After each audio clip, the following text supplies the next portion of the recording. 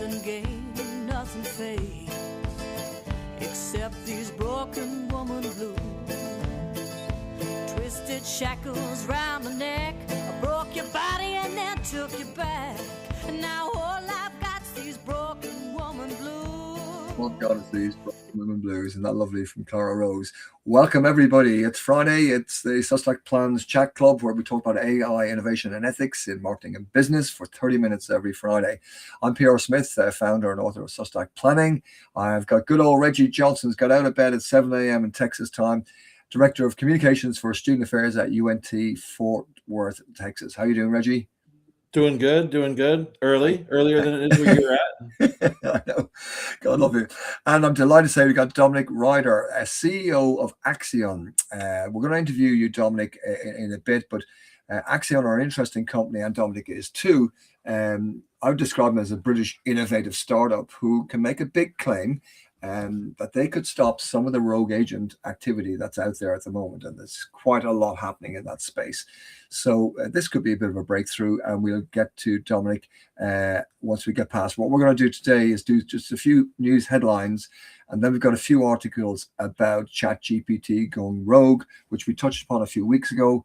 And then we've got a piece by Wired magazine about rogue AI again, and then we want to get to the nitty-gritty and say, well, what can we do to stop it? Can Dominic Ryder and his team at Axion help us or help you to avoid what I think is inevitable for some people if you don't have the right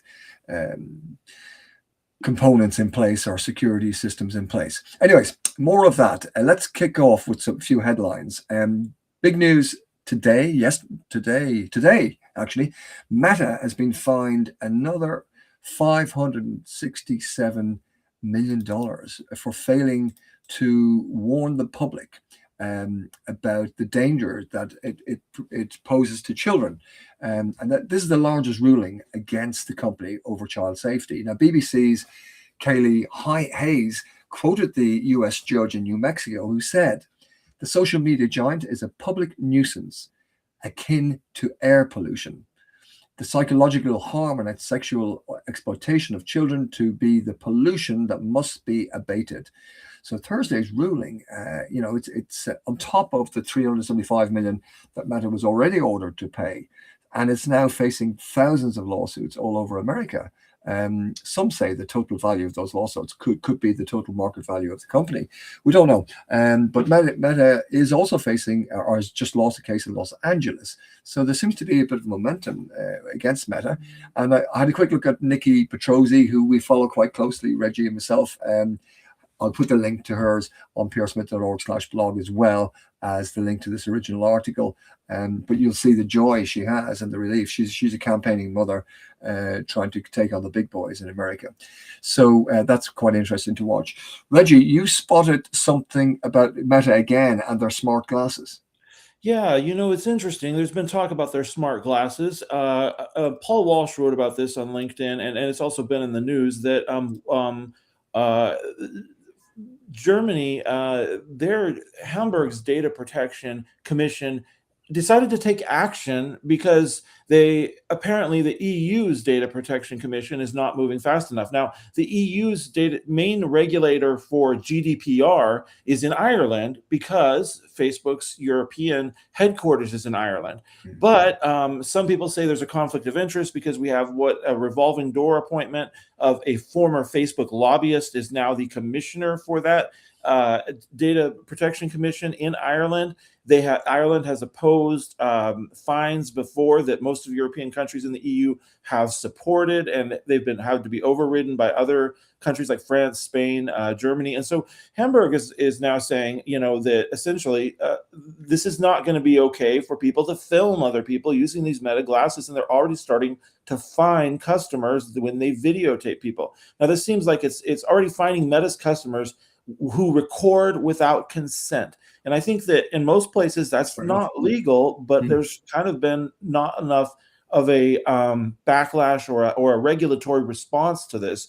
And I know that there was also the incident that Wired magazine discovered in June that this functionality for recognizing strangers with facial recognition was put onto the glasses, silently and with the intent, according to internal memos, to roll it out when privacy advocates were distracted. That's according to internal Meta memos, but they were going to roll out this feature. Well, with the backlash, they removed it, but without really clarifying whether or not it was going to come back. I think usually what happens in those cases, what we've seen in the past, is they wait till another time when either the hoopla has died down and then roll it out. So it seems to be an intent of a direction they want to go. So having some different regulatory bodies disagreeing, and it's not that dissimilar from when the federal government in the United States does not take action to regulate the tech giants. We see local states getting involved and trying to regulate it, even as the federal government tries to prevent them from doing so. So the same thing happening in the EU to a certain extent. But the question you had, Paul, was do the Meta glasses themselves violate GDPR? I mean, surely they have to. I imagine. I don't know. If anybody out there can tell us, please let us know. And I do recall Meta being fined 1.2 billion. When was it? 2023 for breach of GDPR. So yes, this could lead that was for data mishandling, and that was the one that Ireland opposed, despite being the primary regulator. And they had to the EU, the other countries work together to instantiate it, despite Ireland's opposition to it. Yeah, indeed. Well, that's very bad news for Meta all round, I would think, and they seem to be relentless, regardless of what's happening. But at some stage, these things will add up, I imagine. A bit of positive news now from MySpace. Do you remember MySpace? Or maybe you guys are too young, are you, to remember MySpace? I remember that just about. It was never the go-to social, even by the time I was active on social media. It'd already been gone and died. Yeah. I think it went Bebo. Yeah. And Bebo went and died, and then Facebook took over, and they actually solidified a space. That's it. Well, there's talk of MySpace relaunching itself, and it was big in its day, and it was a bit of a pioneer. But the thinking is that there's growing concerns about algorithms, privacy, mental health, creator monetization, all of that, and maybe there's a gap for something different that kind of takes on all of those ethical issues and says we're pure, we're clean. The question would be, if they did that, what would the compelling reason be? An ethical social media platform mightn't be that attractive to teenagers. Maybe they don't care. I don't know. So the compelling reason would be critical. But that's just always interesting to get more of a backlash perhaps occurring because of the feelings about social media and AI that are out there, the good and the bad. They've got brand recognition, they've got brand recognition, but in some ways that's probably worked against them over the past 20 years as young people in particular have seen them as the old social media platform. But maybe now it's been long enough that they can launch there and people remember them as a retro kind of a platform. It could be a retro, yeah, which can be kind of funky and cool for young people. So we'll keep an eye on that one. Reggie, you spotted something about Google Earth. Creating fake AI satellite imagery. What does that mean? And what's the big deal about that? Well, this was an interesting one where Google had allowed, so they spent years developing satellite imagery of the whole Earth, right? And Google Earth, I remember when that first came out, it was this amazing thing where you could visit locations you maybe would never travel to from satellite imagery and zoom in on them, a mix of satellite imagery and 3D topographical maps. And so Google Earth has always been an amazing product. Well, after building up such a catalog of satellite imagery, they released functionality that would allow people to create AI-generated satellite imagery from their product. This was concerning to quite a number of experts. Why is that concerning? What's the issue? The concern is disinformation. You create a satellite imagery photo as proof of something. I think Carol Cadwalader herself had called this out on X. Create disinformation saying, here's a satellite image of this. This is what it looks like in whatever city. Here's troops amassing at a border. Here is missiles set up in a certain country, or just the kinds of things that you can generate from that straight from Google Earth. And it suddenly renders the product Google Earth unreliable because now you can't look at the satellite imagery. And I know people can do it already with existing AI generative images tools, but to be able to do it straight from Google Earth is one less step in order to create fake satellite imagery Okay. that can really mislead people and potentially lead to panic when you think about some of the misunderstandings we've had that have almost led to nuclear war. Okay. Yes, indeed. Now, that's where it gets serious. Okay. Okay, I got you. That could be quite serious. They removed it after the backlash. They pulled back on it after the backlash. But is this just waiting until it's another time? Yeah, that's worrying. Reminds Okay, me yeah. from Nikola Tesla of "You will live to see man-made horrors beyond your comprehension." A lot of this AI stuff is very human-made, but terrifying. Yeah, terrifying would be the appropriate word there, for sure. And another form of being terrified would be if you're a staff member of Meta and you get the little email to say you're no longer required, goodbye, and you've been sacked by AI.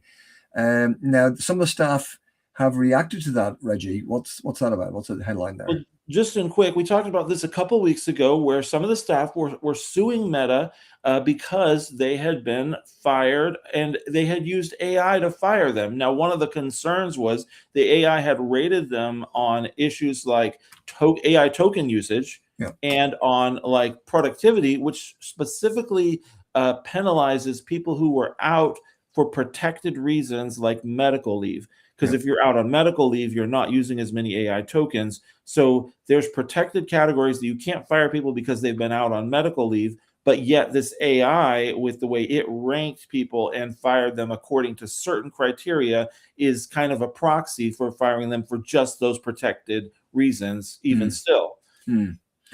So that's a flawed process, which is embedded into processes within the business. And so that is an issue, and that case, we'll keep an eye on that one to see what happens with that case, or is there appeals going to go on, and will it go on for another 5 years, or the similar case was that Eightfold AI one, where the company that helps people with hiring and it rates potential employees on a 0 to 5 scale.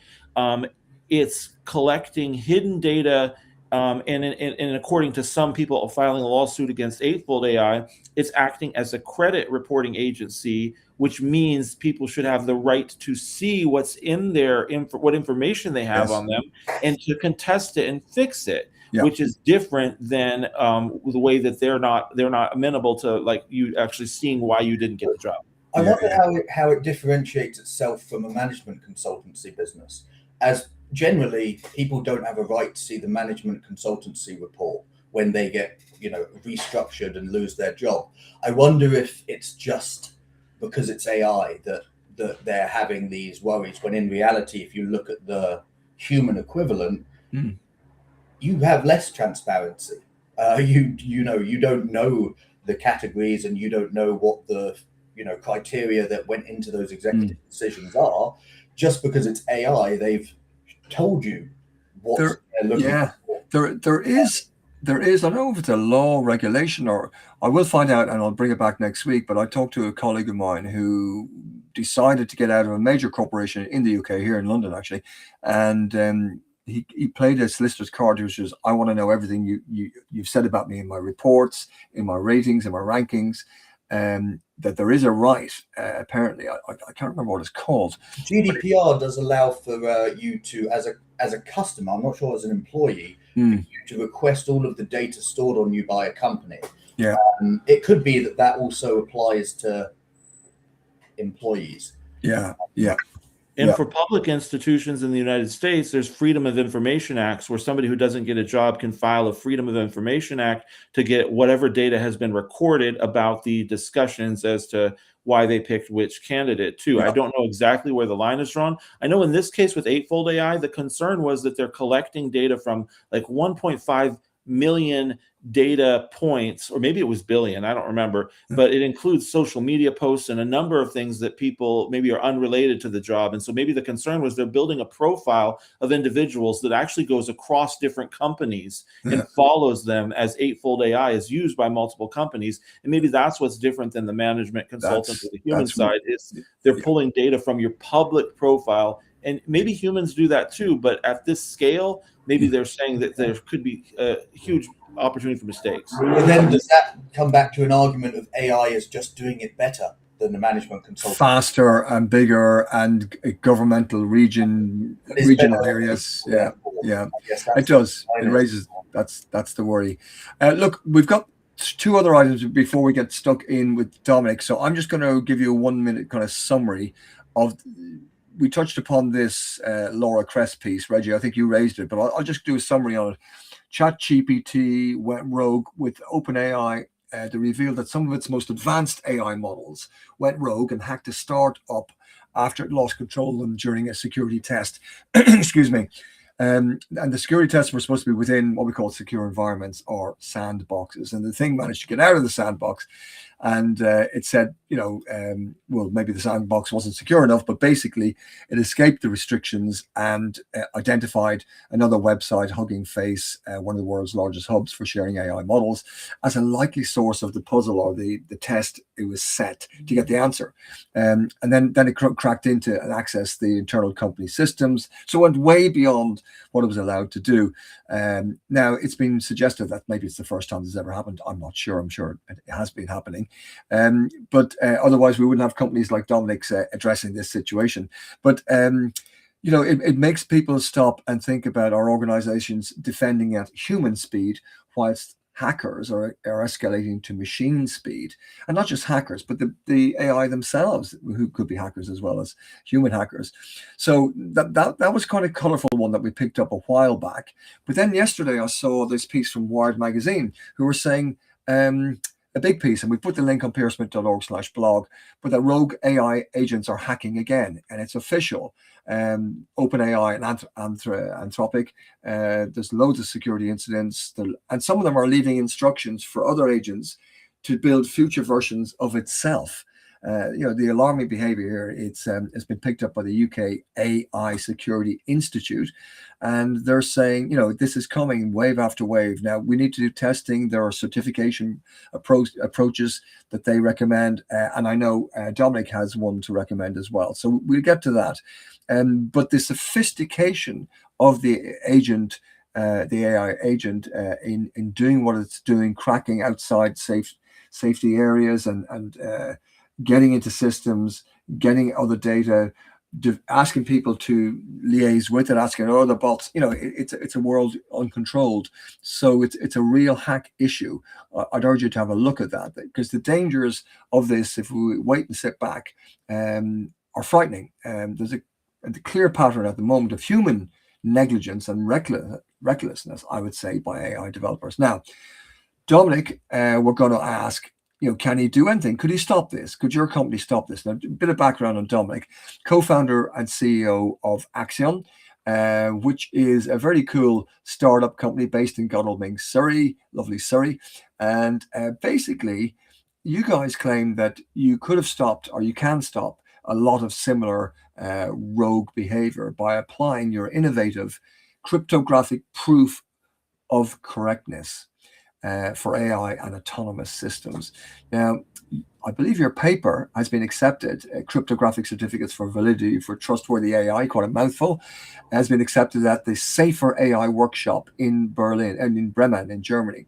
That's the Safe Agentic AI Framework and Ecosystem Road Mapping event, which is a 3 or 4 day event. It's a big one, actually, it's a 6 day event. And I think it's Lockheed Martin are chairing it, and you've got IBM and Google, behind the organizational group. So, Dominic's talking to some really interesting companies about what you propose. So let me ask you straight up, Dominic, what you wrote a great piece on LinkedIn, and that's where I saw it. And it was called "One Thing Humans Do Better Than AI," and we'll post that on pearsmith.org/blog so people can read it themselves. But what is the one thing humans can do better than AI? So I think, and thanks for having me, by the way. I believe it's best termed as a sanity check, a plausibility check. But in general, it could be just having some humanity, which arguably is sort of antithetical to the systems. Essentially, it's spotting the plausible instruction. If I say to you, let's all meet up on the 31st of February, you know that is impossible. If I take a temperature reading and I'm a nurse and it comes back as 200 degrees, I know, well, that can't be possible. You'd be dead. But these hallucinations and mistakes are not always caught, or they are in fact completely made up. And so what our company does is it turns safety problems into liveness problems. So Into liveness problems. liveness. So Live. yes.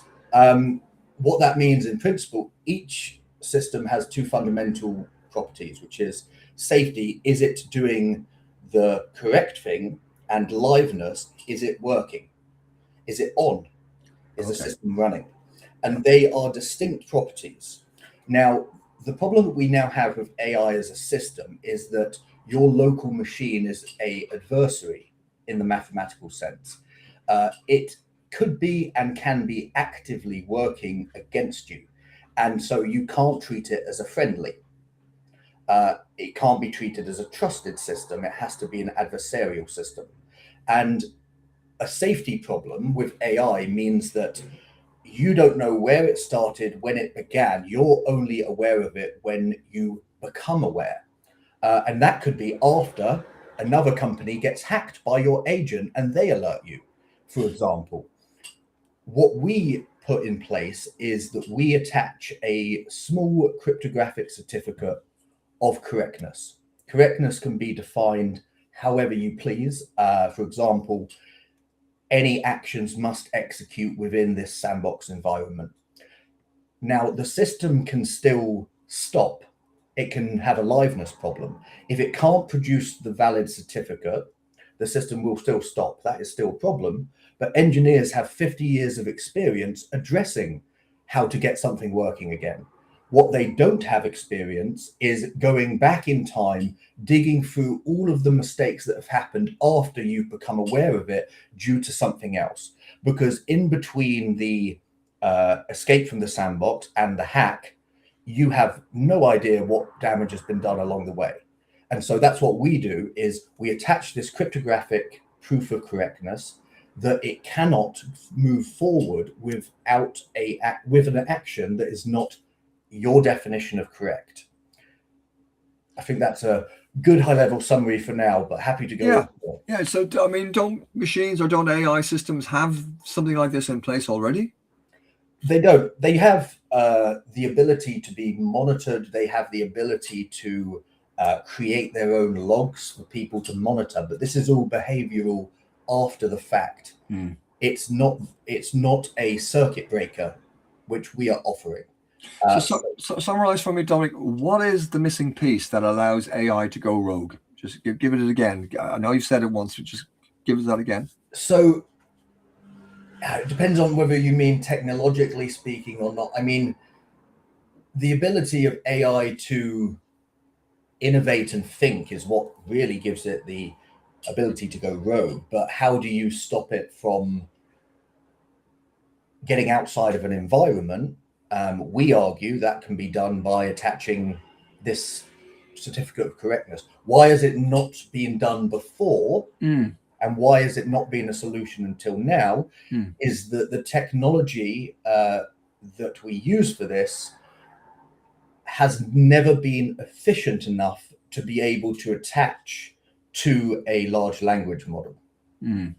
So the technology in question is something called succinct proofs. Proofs, yeah. Funnily enough, they weren't succinct enough before, these succinct proofs, in order to handle the amount of computation that is used by a large language model. You know, this is why they are all unprofitable, is because of the amount of data center usage that they consume. Succinct proofs were historically built by cryptographers, and cryptographers built them in their image. If you've ever watched The Imitation Game with Benedict Cumberbatch, he plays Dr. Turing, and Dr. Turing created the Turing machine that broke the Nazis' Enigma code, and it gave the British spies at Loseley House access to German instructions as they went out. It won us the war. Now, the Turing machine was the world's first single-threaded computer chip. But when Dr. Turing created it, he made it out of valves and clockwork because computers didn't even exist. Nowadays, we don't use single-threaded computer chips. We stopped using them in the 80s because we now have so many threads on a computer chip that they're even putting brain tissue into them for the neural pathways. But in the world of cryptography, they are coding up these little single-threaded computer chips on a blockchain, and that is still used. It can't handle complex computation because it's a single-threaded computer chip, but it's still used cryptographically. Where we've managed to provide this technology is that my co-founder, he's not a cryptographer, he is a logician. He specializes in logic, which is a mathematical language, first-order logic.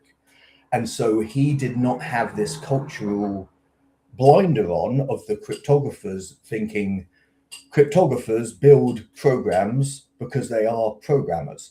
Their first go-to is always, I'll build a program to verify this program. And it worked, but it didn't work well enough that it could attach to the amount of computation that goes through a large language model. Because if you have to rerun every computation, then it's going to double the amount that they're already using, which is already too much. We've reduced it by 3,500 times. And so it's finally able to be done en masse. And quickly. Yes, milliseconds rather. Milliseconds, right. So it's almost live. If something's going to break out, bang, the system stops or is alerted straight away. Yes, so it allows, it's the safety problem is stopped. You still have a liveness problem. You need to get the engineers to go and sort it. Yeah. But that is preferable to a safety Absolutely. problem. So these are tamper-proof proofs, these certificates? Independently verifiable, and they cannot be faked. It's the same. This technology is already used. Cryptographic keys are already used for every time your Windows or your Mac send you an update from Apple. Yeah. How your device verifies that this is a legitimate Apple update is by signing a cryptographic key. Yeah. Okay. So it's used en masse already, but we're applying it to something new. Okay. This is significant, and congratulations. It's very impressive. How can people find you? Anybody out there that's building or using or integrating, I would say it's very worthwhile having a chat with somebody like yourself, or at least looking at your website and reading some of your papers. How can somebody track you down and talk to you or contact you? So the website is axionindustrial.io, no dashes or anything.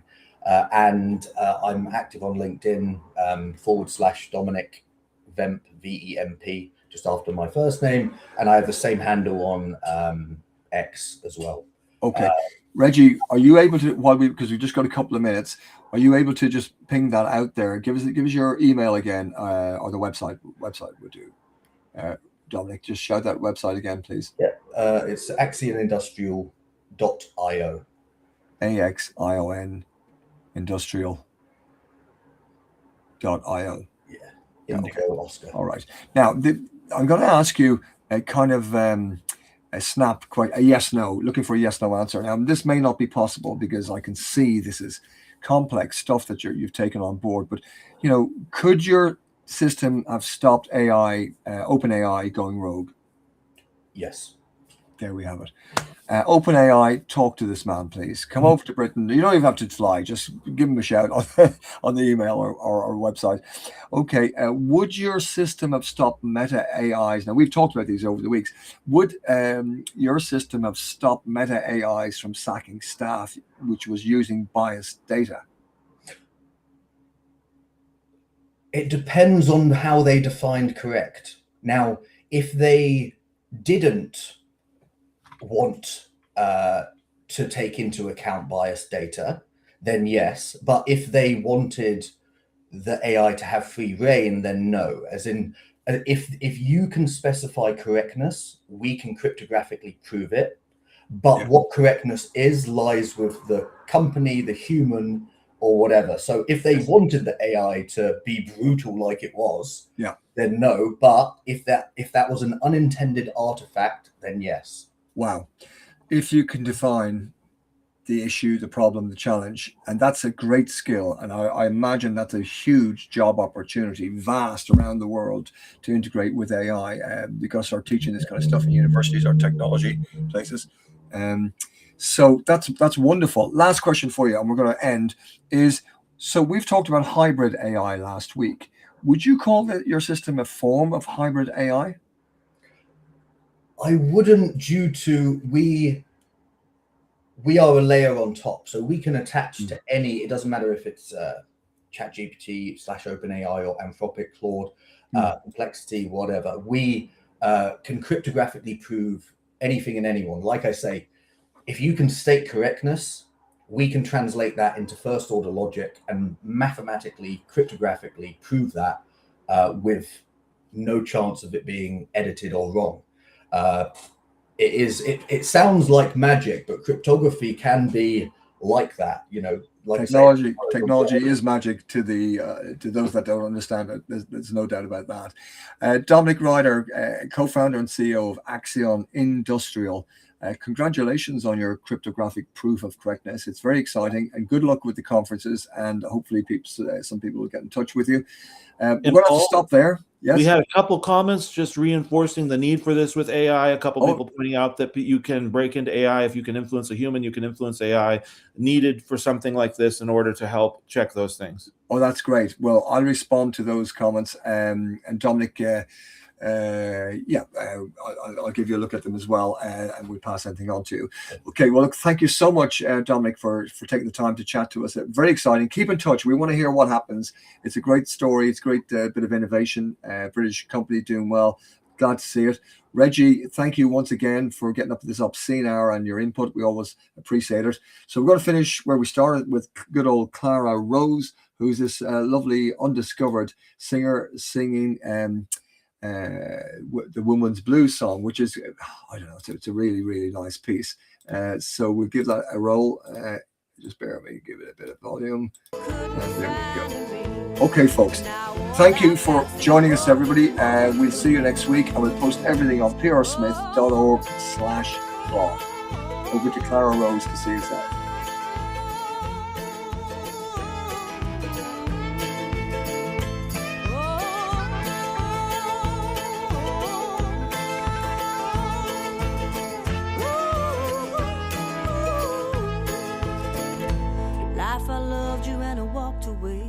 Nothing gained, nothing fades, except these broken woman blues.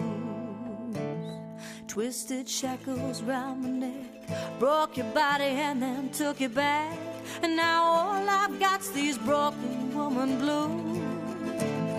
And now all I've got's these broken woman blues. And now all I've got's these broken woman blues. When you found me broken on the shore. Now, lovely.